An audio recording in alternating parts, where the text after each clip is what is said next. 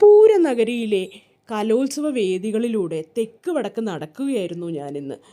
ഇങ്ങനെ നടന്നുകൊണ്ടിരിക്കുമ്പോൾ വർണ്ണശബളമായ കാഴ്ചകൾ ഓരോന്ന് കണ്ട് നടന്നുകൊണ്ടിരിക്കുമ്പോൾ അത് ആ പാറമേക്കാവിനടുത്തുള്ള മെയിൻ വേദിയുടെ അടുത്ത് ഒരു സ്വാപ്പ് ഷോപ്പ്, ജില്ലാ ശുചിത്വ മിഷൻ്റെ സ്വാപ്പ് ഷോപ്പ്. എന്താണ് ഈ സ്വാപ്പ് ഷോപ്പ്? നോക്കിക്കളയാം. കയറി വെച്ചടിച്ചു.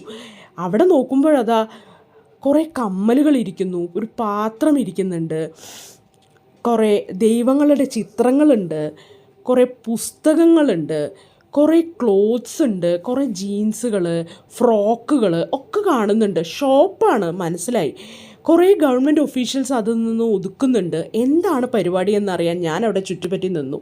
എന്താണെന്നല്ലേ, നമുക്ക് കയ്യിലുള്ള പഴയ സാധനങ്ങൾ അവിടെ കൊണ്ടുപോയി കൊടുക്കാം, വേറൊരാൾക്ക് അത് റീയൂസ് ചെയ്യാം, എന്നിട്ട് നമുക്ക് അവിടെ നിന്നും എന്ത് സാധനം വേണമെങ്കിലും തിരിച്ചെടുക്കാം. എന്തൊരു നല്ല സംഭവമാണ് അല്ലേ ബാർട്ടർ സിസ്റ്റം. പറയുമ്പോഴേ നമ്മുടെ ജില്ലാ ശുചിത്വ മിഷൻ്റെ കീഴിലാണ് നമ്മളിത് ചെയ്യുന്നത്. ഇപ്പോൾ ഇവിടെ കൂടുതലായിട്ടും നമ്മുടെ ഈ സ്കൂൾ കലോത്സവ നഗരിയിലാണ് ഇപ്പോൾ അതിന് കൂടുതലൊരു റീച്ച് വന്നിട്ടുള്ളത്. വാസുകി മാഡത്തിൻ്റെ ഒരു പ്രൊമോഷൻ തന്നെയായിരുന്നു അതിന് മെയിനായിട്ടുള്ള കാരണമായിട്ട് വന്നിട്ടുള്ളത്.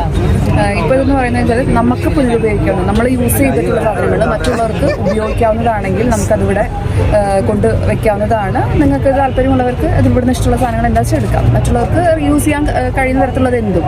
ഇപ്പോൾ നമ്മളൊക്കെ ചെറിയ ഉടുപ്പുകളൊക്കെ ആണെങ്കിലും കഴിഞ്ഞു കഴിഞ്ഞാൽ നമ്മൾ ഉപേക്ഷിക്കുകയുള്ളൂ.